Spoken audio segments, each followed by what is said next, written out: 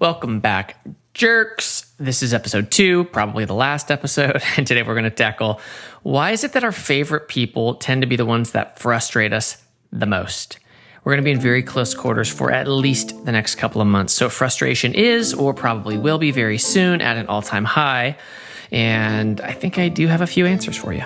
Now, I certainly don't think I am some kind of psychologist. However, I do play one on the internet. Let's start with this principle. Our tolerance to anything decreases with exposure. So yeah, the first time you did it was kind of cute. The second time it was all right. But do you know what I started thinking the 10th time you didn't show up on time? You are super annoying. I start crushing you in my head. You're irresponsible, you're selfish, you're insensitive. This is why we're really good early on in relationships. And then over time, we lose our ability to control ourselves because our tolerance begins to dip. Now, when I say favorite people, I mean the people that we're closest to, like loved ones or great friends or coworkers that we have inside jokes with. We're closer to them. We spend more time with them. That also means we have less time to process because we're with them. It also means we might have less restraint when it comes to expressing our frustrations with them. This feels so backwards. The people you love the most are the ones that you are the least tolerant with. Here's what most of us try. I'm just gonna muscle my way through it. I'm just gonna use willpower. Yeah, good luck. You remember the last time you tried to just willpower your way through something? Not eating the cheesecake, not buying the shoes, not laying in bed watching TikTok videos. Not good. I'll tell you how I stopped snacking at night. Put my retainers in. Chronic frustration leads to stress. That leads to conflict. That leads to unhappiness. We cannot afford that right now. We have got to work on this. And I've got a solution for you. One word: gratitude. Boop. True story. I actually thought I created the word gratitude. I was driving in my car one day. I was talking about having a great attitude, and I just thought, great attitude, gratitude.